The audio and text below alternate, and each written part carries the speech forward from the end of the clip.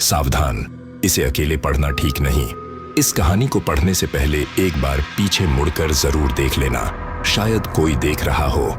कहानी का नाम सीढ़ियों की 7वीं आवाज स्थान। उत्तर भारत का एक पुराना हवेली टाइप घर। अदिति 19 साल की कॉलेज स्टूडेंट अदिति अपने दादी के घर छुट्टियां बिताने गई थी। गांव बहुत शांत था और वो पुराना घर जहां वो ठहरी थी 150 साल पुराना था। उस घर में लकड़ी की एक लंबी पुरानी सीढ़ी थी जो ऊपर वाले कमरे में जाती थी। दादी ने एक बात कही थी, शाम के बाद सीढ़ियां मत चढ़ना और अगर रात में वहां से आवाज आए तो उसे अनसुना करना। अदिति को यह सब मजाक लगा। पहली रात के ठीक 2:03 पर थक थक थक किसी के सीढ़ियों पर चढ़ने की आवाज आई। अदिति चौंकी। वो अकेली थी। दादी किसी रिश्तेदार के यहाँ गई थी। उसने दरवाजा बंद किया, लाइट जलाई और रजाई में घुस गई।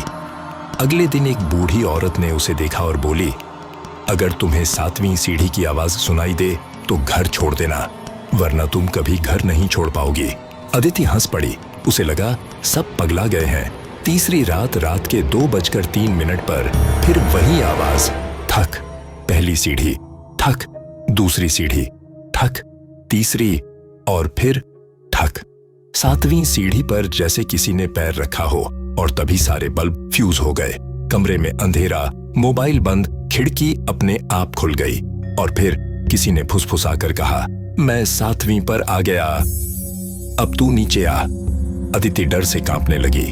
उसने दरवाजा बंद किया लेकिन पीछे से खटाखट होने लगी। खोलना, एक बार खोल दे।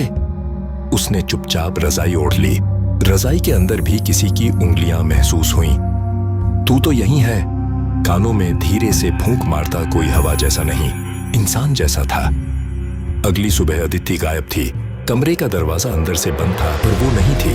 फर्श पर बस एक निशान था, 7 खून से सने कदमों के। तब से अब तक जब भी कोई उस घर में ठहरता है, रात 2:03 सीढ़ियों की आवाज फिर शुरू होती है। ठक ठक ठक। अगर तुमने 7वीं आवाज सुन ली तो समझो अब वो तुम्हारे घर की सीढ़ियां गिन रहा है।